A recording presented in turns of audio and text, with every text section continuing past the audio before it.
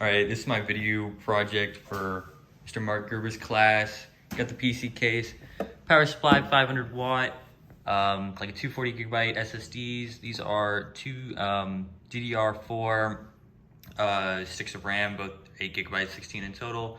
And this is a 10th gen Intel motherboard with 10th gen Intel chip inside. Didn't take the fan off because I don't have any extra thermal paste on me. But yeah, no, we'll get into building this. Okie dokie. So first step when installing the RAM is we're gonna put back these notches, these clamps for the RAM, and then we're gonna take our RAM stick, we're gonna line it up, and it's gonna drop down, and then from the top, you can just push it with 2 fingers, and then it will clamp in. Take our second one, again, lining it up.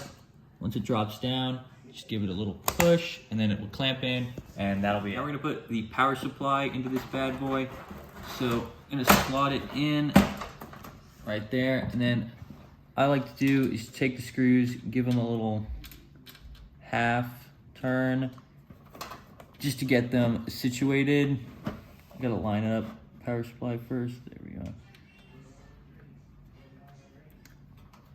And then once they're kind of lightly in there, I'll screw them tighter later with the screwdriver, but just to get it situated, use my hand first. All right. And that will be it. That's the final screw locked in, and the power supply is in. Okay, so we have our motherboard. We're gonna grab it by a stable part, slowly slot it in. We're gonna push it into the rear I/O and get it situated properly. Once we see that it can line up, we're gonna take our screw and we're gonna slot it in there. And once we've got it lined up, oops.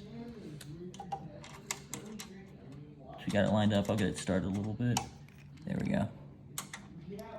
Gonna go ahead and screw in the rest of the screws as well. First up, I'm doing small connectors. I've already done the some of the front I/O ones because those are really hard to catch on camera. But this is gonna be the USB one, which look for the pin, and these can be a little hard, but you kind of just wiggle them in until they find their place. And then this is gonna be the full HD audio. Just want to make sure I have it lined up properly. And then same thing, you just kind of wiggle it in. It's going to flex the board a little bit, but if you wiggle it in, the board will be fine. Alrighty, there we go. And finally, got the USB. That's going to hold the back of the case here. Again, it might flex the board a little bit, but you kind of just wiggle it, and then it will slot itself in. All right, so now we have the motherboard power cable, which I've already kind of slightly slotted in, just to make it a little bit easier. You kind of just have to wiggle it. It's gonna flex the board, but I'm holding the board from the back here to prevent any damage. And there we go, she's in. All right, so I struggled to get this one on camera, but this is the CPU power cable. It's all plugged in. It takes like 2 hands, so I couldn't really record it myself, but there it is.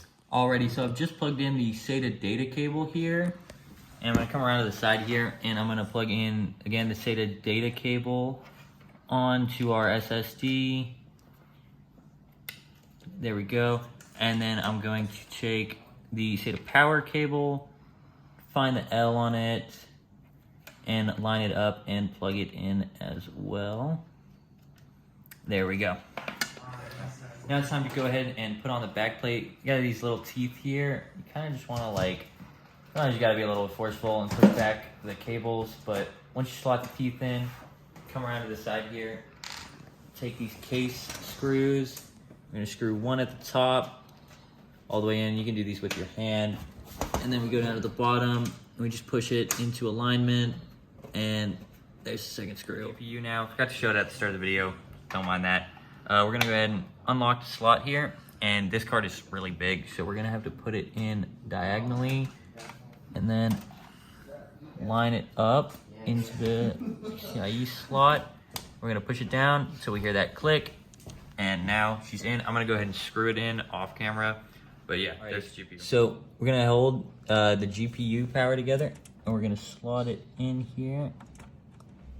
A little bit tricky to line up, but once you get it, just push down until it slots itself into place. All right, so we got the computer plugged into the monitor here. Turns on nice, all the RGB coming with it. And then checking on the monitor. Should boot up into BIOS. There was no Windows on the SSD that I plugged in. So yeah, right into BIOS, and we are good to go.